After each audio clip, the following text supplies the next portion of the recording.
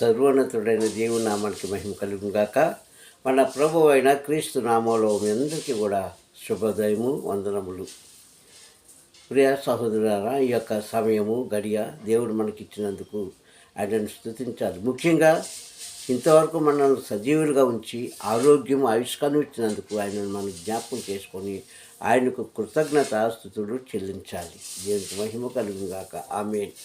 ఇక ఈరోజు వాక్యాంశం ఏమిటంటే జీవవృక్షము అన్న అంశం మీద కొన్ని మాటలు మనం నేర్చుకుందాం బైబిల్ గ్రంథం నుంచి. మరి వాక్యానికి వెళ్ళే ముందు యథావిధిగా మా జీసస్ బ్లెస్సింగ్ అనే ఛానల్ని సబ్స్క్రైబ్ చేసుకోలేని వాళ్ళు ఉంటే చేసుకొని షేర్ చేసి వాక్యాలు లైక్ చేయండి. దేవుడు మిమ్మల్ని దీవించును గాక. ఆమేన్. ఇక వాక్య సందేశంలోకి వెళితే ప్రియ సహోదరులారా, ఇక్కడ ఒక మాట, చక్కటి మాట మనకు కనిపిస్తుంది. జీవవృక్షము ఏంటి? జీవవృక్షం యొక్క రహస్యము అని మనం చూసినప్పుడు చాలామంది వాక్యాన్ని బోధిస్తూ ఉంటారు, వింటూ ఉంటాం. మనం ఏమన్నారు? అవ్వ పాపం చేసింది, తినదన్న పండుని తిన్నది అని మనం చెప్పుకుంటూ ఉంటాం. కానీ ఇందులో ఉన్న రహస్యం ఏమిటంటే, ఆ రహస్యాన్ని బయటపరచడానికే ఆ రహస్యము దేవుడిచ్చిన వాక్యాన్ని మీకు తెలియజేయడం కోసమే ఈ వాక్యాన్ని మీ ముందు పెడుతున్నాను. చూడండి, ఆదికాండం 2వ అధ్యాయంలో 9వ వచనం చూసినప్పుడు అక్కడ ఏమని రాసిందంటే, మంచి ఫలములిచ్చు ప్రతి చెట్టును ఆయన ముడిపించి జీవవృక్షమును నేల నుండి పుట్టించి అంటాడు. అక్కడ మంచి ఫలములు అంటే మనం తినడానికి అనుకూలమైన ఆహారము కదా. ఈ అనుకూలమైన ఆహారం ఎవరిచ్చారు? ఏదోని తోటలో తూర్పు దిక్కున ఒక ఏదోని తోట వేసి ఆ తోటలో మంచి ఫలం ఇచ్చి చెట్లను ముడిపించి, అంతతో కాక జీవవృక్షమును ముడిపించి, మధ్యలో జీవవృక్షం ముడిపించాడంట. చెట్లు మనం ఎక్కడ వేసుకుంటాం? మామూలుగా ఒక వారను వేసుకుంటాం కదా. చూడండి, ఇప్పుడు పూల కుండీలు పెట్టుకుంటుంటాం మేడల మీద, లేదంటే అరుగు మీద కానీ, లేకుంటే మనం బయటికి వెళ్ళే మా గేట్ దగ్గర ఉన్న ఆ ఎత్తైన స్థలంలో కానీ పెట్టుకుంటే ఎలా పెట్టుకుంటాం? వరుసగా ఒక లెక్కలో పెట్టుకుంటాం. అంతేగాని మనం ఇల్లే మధ్యలో పెట్టుకోం ఆ పూల కుండీలు కదా. అయితే దేవుడు చేసిన ఏదంటే మధ్యలో జీవవృక్షంను నేల నుంచి మొలిపించాడంట. ఎందుకు మొలిపించాడు మధ్యలోను అంటే దేవుడికి తెలియదా? దేవుడు సమస్తము తెలుసండి. కానీ ఆయన మాటను అర్థం చేసుకోవడమే మనకు రావట్లేదు, అదే మనకు తెలియట్లేదు. ఆయన ఎందుకు చేశాడు అన్నది పక్కన పెట్టి, తినొద్దన్నది అవ్వ పాపం చేసింది, అవ్వ పాపం చేసింది, అవ్వ పాపం చేసింది, ఇదే పాఠం. అవ్వ ఎక్కడ పాపం చేసిందండి? ఆదాం ఎక్కడ మాట తప్పాడు? ఆదాం మాట తప్పలేదు, అవ్వ పాపం చేయలేదు కదా. అందుకని ముందే చెప్పాడు, జీవవృక్షము అన్నాడు. అంటే జీవింపదగినది. దీని స్తోత్రం, హల్లెలూయా. మనం జనరల్గా ఆలోచించుకుంటే ఇక్కడ ఒక సత్యం మనం గమనించుకోవచ్చు. ఆనాడు ఆ జీవవృక్షము ఫలమును అవ్వ తిని ఆదాముకి పెట్టకుండా ఉంటే ఇద్దరూ ఏక శరీరాలు కాకపోతే ఈరోజు నువ్వు లేవు, నేను లేను. అంతే కదా. సృష్టి లేదు. ఎందుకంటే అదే 1వ అధ్యాయంలో 28వ వచనం చూస్తే, దేవుడని యెహోవా ఇలాగ ఆశీర్వదించెను, మీరు ఫలించి అభివృద్ధి పొంది విస్తరించండి, ఫలించి అభివృద్ధి పొంది విస్తరించండి. అంటే దేవుడి మాట అబద్ధమా? ఆలోచిద్దాం ఒకసారి. ఇది పక్కన పెడతారు. అవ్వ పాపం చేసిందమ్మా ఆ రమ్యమైన పండును చూసి అని మనకి ఏదైతే కాదనుకుంటామో అది మన కంటికి అందంగా కనిపిస్తుందమ్మా అని చెప్తారు. అది వస్త్రం కావచ్చు, వెండి బంగారం కావచ్చు, ఏదైనా కావచ్చు, ఇది లోకానుసారమైంది. అది సృష్టికి మూల కారణం అండి అక్కడ. అందుకే అక్కడ అన్నాడు జీవవృక్షము అని అక్కడ కామ పెట్టాడు. కామకు అర్థం ఏంటో తెలుసా? ముగించబడలేదని అర్థం. ఫుల్ స్టాప్కి ఫినిష్ అయిపోయింది. Don't stop there. అక్కడ ఆగలేదండి, అది ముగించబడలేదు. అందుకే ఇప్పుడు సహోదరుల వాక్యాన్ని చాలా జాగ్రత్తగా మనం పరిశీలించాలి. వెంటనే రమ్యంగా ఉంది కదా, అంటే ఉన్నవాడిని కూడా పాడైపోయి కుళ్ళిపోయి ఉన్నాయా? అన్నీ బాగానే ఉన్నాయి. కానీ వాటికంటే రమ్మింగ్ ఎందుకు చేసంటే అది వారు తినాలి. దేవుని స్తోత్రం, హల్లెలూయా. అది వారు తినాలి అని ఒక హెచ్చరిక ఇచ్చాడు అక్కడ 17వ వచనంలో. అదే 2వ అధ్యాయం 17వ వచనం అంటాడు కదా, ఇదిగో ఆదాము, మీకు ఇష్టమైన ఫలములన్నీ కూడా ఈ తోటలో వేశాను, ఏదో తోటలో మీరు ఏదైనా తినొచ్చు, కానీ అదిగో ఆ మధ్యలో ఒక చెట్టు ఉంది, ఆ చెట్టు ఫలం మీరు దినమున నిత్యముగా చనిపోతారు అన్నాడు. ఇదేంటండి ఇది? చాలా విచిత్రమైన మాట కదా. 1వ అధ్యాయంలో ఆశీర్వదించాడా, 2వ అధ్యాయంలో చచ్చిపోతారని చెప్పిస్తాడా? ఇప్పుడు నిజంగా వారు పండు తిన్నారు, మరి చనిపోవాలి కదా. చనిపోతే దేవుడి యొక్క మాట అబద్ధమే కదా. ఆయన ఇచ్చిన ఆశీర్వాదం నిష్ప్రయోజనమే కదా. ఎందుకు చనిపోలేదు?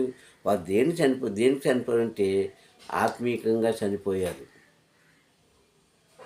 శరీర ఫలంగా చనిపోవాలి. అది ఆయన ఉద్దేశం. అందుకే మధ్యలో దాన్ని ఆ వృక్షానికి ఏం పేరు పెట్టాడు? జ్ఞానము ఇచ్చే వృక్షం అంట, తెలివితేటల బుద్ధి నేర్పించే వృక్షం అంట. తెలివితేటలు ఇచ్చే వృక్షం అది, చెట్టు. ఆ పండు తినొద్దు అని చెప్పాడు, కానీ దాన్ని ఏం చేశాడు? చాలా అందంగా చేశాడు. మనం చూడండి, మనం బయటికి వెళ్ళేటప్పుడు చాలా ప్రదేశాలు మనం చూస్తూ ఉంటాం. ఎన్నో ప్రదేశాలు మనకు కనిపిస్తాయి, ఎన్నో బిల్డింగులు ఎన్నెన్నో కనిపిస్తాయి. కానీ ఇన్ని బిల్డింగుల్లో చాలా బాగా అలంకరించి, లైట్లతో కానీ దేనితో కానీ అలంకరించి చక్కగా మన కంటికి కనిపించిందనుకో, ఆ బిల్డింగ్లోకి ఒకసారి వెళ్ళాలి. ఆ షాపింగ్ మాల్లోకి ఒకసారి వెళ్ళాలి. నువ్వు కొన్నా కొనకపోయినా, ఎందుకు? చూడడానికి అందంగా ఉంది కనుక. మనసు లాగుతుందండి. ఇది మానవుని యొక్క స్వభావం. అలాగే ఆ ఫలం చూసిన వెంటనే అవ్వ మనసు లాగింది, కానీ తినలేదండి. లాగింది కానీ తినలేదు. ఇంకొకటి వచ్చాడు అక్కడికి. ఎవరి చిత్రం మీద వచ్చాడు ఆయన? చాలామంది అంటారు ఏంటి, అపవాది వచ్చి, లూసిఫర్ వచ్చి పండు తినొద్దు అంటే దేవుడు మీకు చెప్పాడా తినొద్దని, కానీ తింటే మీరు బాగుంటారు అని చెప్పి వాళ్ళు ఉసుగొల్పింది అంటాడు. కానీ వెనకాల రహస్యం ఏంటో తెలుసా? దేవుడే పంపిస్తాడు. దేవుని స్తోత్రం, హల్లెలూయా. దేవుడే పంపించాడండి. దేవుని చిత్తం అయితే ఈ భూమి మీద అపవాదికి అధికారం లేదు. అధికారం ఉందా? ఎలా ఉంటుంది అధికారం? లేదు. ఎందుకంటే అపవాది గొప్ప, దేవుడు గొప్ప, దేవుడే గొప్ప. అలాంటప్పుడు దేవుడికున్న అధికారమే ఉంటుంది తప్ప అపవాదికి అధికారం లేదు అనడానికి యోబు గ్రంథం మొదటి అధ్యాయం చూసుకుంటే అక్కడ ఏమంటాడు? యోబు దగ్గరికి వచ్చింది అపవాది, దేవుడు వచ్చాడు. దేవుడికి అపవాదికి అక్కడ ఏమైంది? తారతమ్యాలు కనిపించాయి, వాద ప్రతివాదనలు జరిగాయి. నా భక్తుడు గొప్పవాడంటే నీ భక్తుడి చుట్టూ నీ కాపుదల ఉంది కనుక గొప్పవాడయ్యాడు, ఒకసారి తీసేయంటాడు గర్వంతో అపవాది కదా. సరే నేను తీసేస్తున్నాను, కానీ నా భక్తుడు ఓడిపోడు. నువ్వేదన్నా చేయి, కానీ ప్రాణానికి మాత్రం నువ్వు ముట్టుకోవద్దు అంటే జీవమును అని దేవుడు అధికారం ఇచ్చాడు. అంటే దేవుడు పక్కన పెట్టి అపవాది వచ్చిందా? లేదు, రాదు. ఎందుకంటే అది చిత్తానుసారంగా సృష్టికి మూలంగా జరగవలసి ఉంది కనుక లూసిఫర్ను వాడుకున్నాడు దేవుడు. ఇంతకీ ఏంటని మనం వెనక్కి తిరిగి చూస్తే ప్రథమ శిష్యుడంట లూసిఫర్, దేవుడికి ఇష్టమైన వాడంట. ఆ ఇష్టమైన వాళ్ళకి ఏమొచ్చింది? ఆశ వచ్చింది. ఆశ ఏం చేసింది? కింద దింపేసింది. ఈరోజు మనం కూడా అంతే. ఒక ఆఫీసులో పనుకో లాంటి అక్కడికి వెళ్ళామనుకో, వాళ్ళు ఎందుకు అధికారంగా ఉండాలి, నేను కూడా అక్కడ ఉండాలనుకున్నాం అనుకో, ఈ మాట యజమానులు తెలిసిన ఏం చేస్తారు? వెంటనే బయటకు తోసేస్తారు. ఎందుకంటే ఇలాంటి వాడు ఉంటే డేంజర్ అని. అవునా కదా? అలాగే అపవాది కూడా తోసేసాడు కిందకి. ఏదైనా దేవుడే, అపవాదే, మనిషే. 17వ వచనం అంటాడు, ఈ పండు మీరు తినవద్దు, మీరు ఏదైనా తినాలి, కానీ అదిగో జీవవృక్షము ఉందే, జ్ఞానం ఇచ్చే వృక్షం ఫలం ఉంది, అది మీరు ముట్టుకోవద్దు అని చెప్తే ముట్టుకోలేదు వాళ్ళు. కానీ అది తిన్నట్టుగా చేసింది అపవాది. చేసింది కనుకనే వారు ఏమయ్యారు? ఏం కోల్పోయారు? మరణాన్ని సంపాదించుకున్నారు. ఈరోజు పుట్టుక మరణము లేకపోతే ఈ భూమే లేదు, భూమి మీద మానవాళ్ళే లేరు. జనరల్గా మనం ఆలోచించుకుంటే ఇది ఎవరు ఆలోచించరు. అదిగో అవ్వ పాపం చేసేసింది, అందుకే మనకి అసలు అవ్వ పాపం చేయకపోతే, ఆదాముకి ప్రథమ సంతతి పుట్టకపోతే, ఆ ఆ ప్రథమ సంతతిలోంచి ఇంకా ప్రథమ సంతతి పుట్టకపోతే, అలాగ అభివృద్ధి కాకపోతే, 7వ అధ్యాయంలో దేవుడు జలప్రళయాన్ని తీసుకొచ్చినప్పుడు నోవా కానీ లేకపోతే, నోవా కుటుంబం లేకపోతే, మరి ఈరోజు నువ్వు లేదు, నేను లేను. నువ్వు లేను, నేను లేను. దేవుడి యొక్క ప్రణాళిక ఎట్టి మీరు ఫలించి అభివృద్ధి పొంది విస్తరించండి. అంటే ఎలా విస్తరిస్తారు? ఒకరు ఉంటే విస్తరిస్తారా? ఇంకా మీకు అర్థమైనట్టు చెప్తాను. మ్యారేజ్ అయిందండి, పెళ్లి చేసుకున్నారు కొత్త దంపతులు. వారు ఎవరికి వాళ్ళే వేరే వేరుగా పడుకుంటే పిల్లలు పుడతారా? వాళ్ళ వంశం అభివృద్ధి పొందుతుందా? లేదే. అందుకే దేవుడు చెప్పాడు కదా, ఒకరిని ఒకరు హద్దుకోవాలి. అద్దుకున్నట్టుగా చేసింది ఎవరు? లూసిఫర్. ఆ లూసిఫర్కి ఆజ్ఞ ఇచ్చింది ఎవరు? దేవుడే. ఈ రహస్యం అండి, ఇది వాక్యంలో ఉన్న రహస్యం. ఇది గ్రహించుకోలేక చాలామంది అపవాదం మీద మనం అలాగే నింద వేస్తాం. కానీ పండు తినేసింది అవ్వ. దేవుడితో అబద్ధం చెప్పారు, అందుకే దేవుడు శపించాడు. నిజంగా ఆ పండే తినకపోతే ప్రియ సహోదరులారా, వారు ఏక శరీరాలు కాకపోతే ఈరోజు మీ ముత్తాత లేడు, మీ తాత లేడు, మీ తండ్రి లేడు, నీవు లేవు, రేపు తర్వాత నీ బిడ్డలు కూడా లేరు. అంటే ప్రపంచమే లేదు. అప్పుడు దేవుడి మాట అబద్ధం అవుతుంది. చాలా జాగ్రత్తగా వాక్యాన్ని మనం అర్థం చేసుకోవాలి ప్రియ సహోదరులారా. అందుకంటున్నాడు, జ్ఞానమిచ్చే పండు జీవవృక్షము మధ్యలో ఎందుకు పెట్టాలి? చిన్న ఉదాహరణ ఏంటంటే, ఇప్పుడు మన ఇంట్లో ఏదో ఎలకలు కానీ పురుగులు కానీ ఏదో ఉన్నాయి, క్రిమి కీటకాలు. వాటిని సంహరించడానికి మార్కెట్లోంచి ఒక మందు తీసుకొచ్చావు. మన ఇంట్లో చంటి పిల్లలు కదా, నువ్వు తీసుకొచ్చిన మందు ఎక్కడ పెడతావు? బాబు ఆడుకొని ఇస్తావా? లేదంటే వాడికి అందినట్లుగా ఏదో చిన్న బల్ల మీద టేబుల్ మీద పెట్టేసి వాడికి అందుకున్నట్టుగా మనం చేస్తామా? చేయం. ఎందుకంటే చంటి పిల్లలు ఉన్నారు, ఇది డేంజర్ కనుక వారు ఎవ్వరికి అందలేని చోటు ఎక్కడో ఒక చోట పెడతాం. ఏ మూలం లాంటి ఎక్కడో పెడతాం మనం, ఏ బాత్రూంలోనూ ఎక్కడో పెడతాం. ఎందుకు? అది ప్రమాదకరమైన మెడిసిన్, మందు. అది ఏదైతే మన ఇంట్లో ఉన్నాయో ఆ జీవాలని చంపడానికి పెట్టిన మందు. ఆ మందు పిల్లలకి ఇస్తే చనిపోతారు కదా. కనుక వారికి అందలేని ప్రదేశంలో, వారు చూడలేని ప్రదేశంలో ఎక్కడో దాన్ని దాస్తాం. మరి అలాగే జీవవృక్షం ఇచ్చే ఫలాన్ని దేవుడు ఎక్కడ వేయాలి? ఏదో మూలం వేయాలి. మధ్యలో ఎందుకు వేయాలి? ఆలోచించండి. ఏదో ఒక మూలం వేయాలి కదా ఆ వృక్షాన్ని. పొడి వేశారు, మళ్ళీ వీళ్ళకి ఎందుకు చెప్పాలా? ఆ పండు తినొద్దు, తింటే మీరు నిశ్చయంగా చనిపోతారు అని ఎందుకు చెప్పాలా? అసలు ఆ పండు కోసం అడిగారా? అడగలేదు. ఇదంతా దేవుని యొక్క ప్రణాళిక. ఏంటంటే సృష్టి ప్రారంభానికి ఇది మూలవాక్యము. తెలుస్తోత్రం, హల్లెలూయా. ఇది అర్థం చేసుకోండి ఓ క్రైస్తవులారా, ఇది అర్థం చేసుకోండి. సరే, అంతా అయిపోయింది. దేవుడు ఏమి ఇచ్చారు వాళ్ళకి వస్త్రాలు? ఒక పశువు యొక్క చర్మాన్ని తీసుకొచ్చి ఇచ్చారు, ఒక జంతువు చర్మాన్ని. అదే కట్టుకున్నారు వాళ్ళు. మరి ఈరోజు మనం ఏం వేసుకుంటున్నాము? జంతువు చర్మం కట్టుకొని వెళ్ళండి వీధిలోకి, ఆ వీధిలో ఉన్న కుక్కలన్నీ మీ వెనకాల ఉంటాయి. జంతువు చర్మం మాట దేవుడు ఎరుగుతాయి, కానీ నిన్ను నేలను పడుకోబెట్టాయి ఏం చేస్తాయి? పీకి చంపేస్తాయి.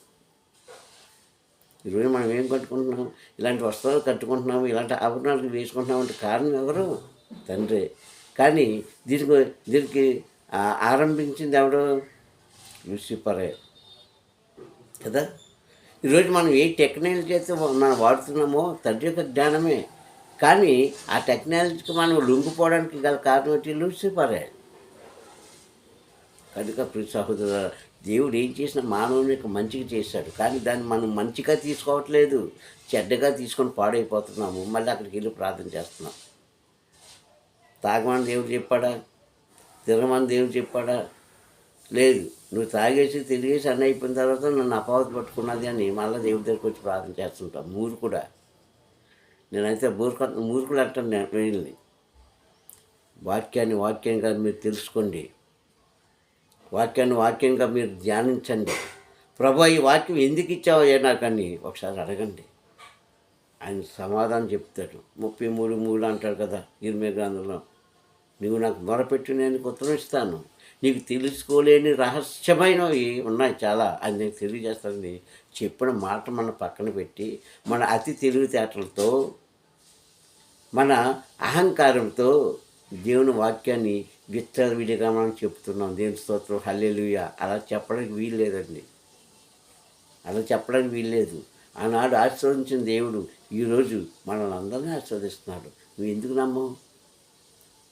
నమ్మవు? ఇలా చెప్పుకుంటూ పోతే బైబిల్ గ్రంథంలో మానవుడికి కావాల్సిన ఎన్నో సూత్రాలు దేవుడు ఇచ్చాడు. ఆ సూత్రాలను అనుసరించిన వాడు ఎవడండి ఈరోజు? అనుసరించక మళ్ళీ మనం ఏం చేస్తున్నాం? దేవుడి మీద తిరుగుబాటు చేస్తాం.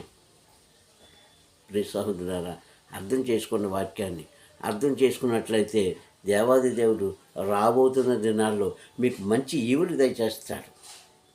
ఆ జీవవృక్షం ఎప్పుడైతే తిన్నారో నిత్యంగా మీరు చచ్చిపోతారన్నది శపించిన దేవుడు ఆదమావు చనిపోయారా? వాళ్ళు ఎలా చనిపోయారు? ఆత్మీయంగా చనిపోయారు. ఈరోజు నువ్వు కూడా బాప్తీసం తీసుకొని సంఘానికి వెళ్ళి వాక్యం వింటూ, వాక్యం బోధిస్తూ, పాటలు పాడుతూ, వాయిద్యాలు వాయిస్తూ, దైవ కార్యాలు చేస్తున్నా నీవు కూడా ఆత్మీయంగా చనిపోయావు. వెళ్తున్నావు, ఏం ఫలితం లేదు. ఏదో వెళ్తున్నావు, నామకార్థంగా వెళ్తున్నావు, చేస్తున్నావు, వస్తున్నావు, అయిపోయింది. నువ్వేం సంపాదించుకున్నావు? సంఘానికి వెళ్ళి నీ ఆత్మ నువ్వు రక్షించుకోగలుగుతున్నావా? నీ శరీరాన్ని నీవు పాడు చేసుకోకుండా కాపాడుకోగలుగుతున్నావా? ఈ రెండు చేసుకుంటే దేవుడు సంతోషిస్తాడు. మంచి ఆశీర్వాదములు మనందరికీ సమానంగా పంచుతాడు. ప్రార్థన. ప్రేమ స్వరూపే దయగలనైనా నీ కొందరములు తండ్రి, ఉదయకాల సమయంలో తండ్రి వాక్యం మీద వచ్చి మా అందరితో మాట్లాడినందుకు స్తోత్రం. నీ చిత్తమైతే తండ్రి నా ప్రభా, అయ్యా తండ్రి నిజమైన నీ వాక్యాన్ని అర్థం చేసుకోవాలని అజ్ఞానులము, నీ జ్ఞానం అనే దీపాన్ని మాలో వెలిగించి, అయ్యా తండ్రి మీరు ఎందుకు చెప్పారో తండ్రి, అది ఏ కాలంలో చెప్పారో, ఏమి చేయమన్నారో తండ్రి, అట్టి రీతిగా ముందుకు కొనసాగడానికి సహాయం చేసే మహిమ పొందుకుంటామని క్రీస్తు నామూలి ప్రార్థన అడుగుతున్నాను పరం తండ్రి. ఆమేన్, ఆమేన్, ఆమేన్. మీ అందరికి మరొకసారి ప్రభు నామంలో వందనాలు. Praise the lord.